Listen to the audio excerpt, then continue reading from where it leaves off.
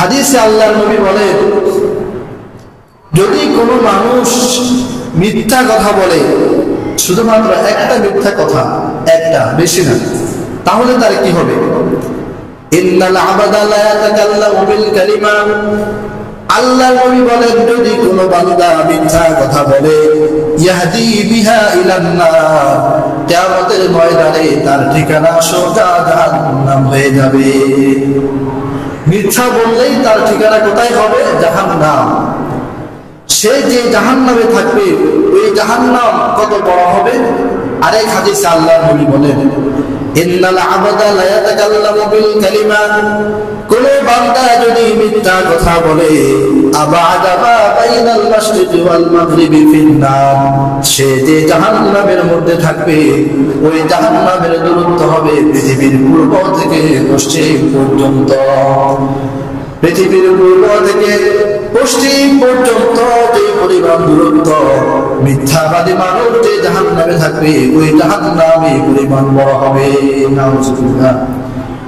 ওই জাহান্নামে সে কতকাল থাকবে? আল্লাহর নবী বলেন, ইন্নার রাজুলা লা ইয়াতাকাল্লামু বিল কালিমা, যদি কোনো বান্দা মিথ্যা কথা বলে, সাবিঈনা বিহা খরিফান ফিন্নার, তাহলে ওই বান্দা জাহান্নামে 70 বছর পর্যন্ত একটা মিথ্যা কথা বলার কারণে অবস্থান করবে। নাউজুবিল্লাহ। কত বছর? 70 বছর। একটা মিথ্যা কথা বললে জাহান্নামে থাকতে হবে 70 বছর। তাহলে এই তিনটা হাদিসে আমরা কি পেলাম?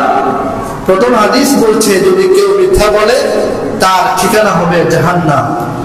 দ্বিতীয় হাদিস বলছে, সে যে জাহান্নামে থাকবে, ওই জাহান্নামটা হবে পৃথিবীর পূর্ব থেকে পশ্চিম পর্যন্ত যত দূরত্ব, এত দূরত্বে।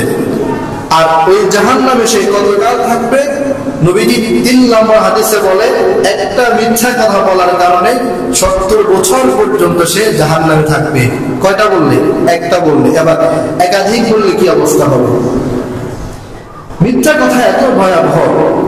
হাদিসে আল্লাহর নবী বলেন, ইদা কাযাবাল আবদু তাবাআদা আনহুল মালাক, বান্দা যখন মিথ্যা বলে, ফেরেশতারা তার থেকে দূরে সরে যায় তার মিথ্যার দুর্গন্ধে।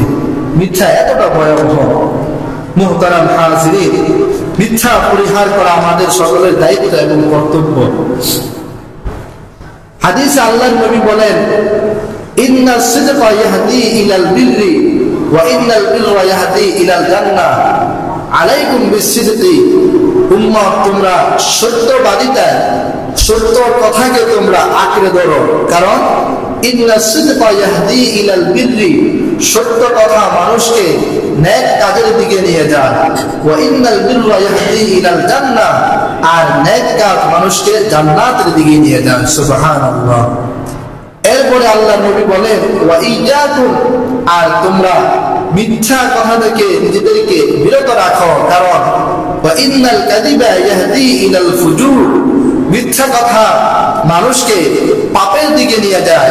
ওয়া ইন্নাল ফুজুরা ইয়াহদি ইলান নার, আর পাপ মানুষকে জাহান্নামের দিকে নিয়ে যায়। নাউজুবিল্লাহ। নবীজি হাদিসের মধ্যে বলে যে তোমরা সত্যকে আঁকড়ে ধরো, মিথ্যা তোমরা কখনো বলবে না।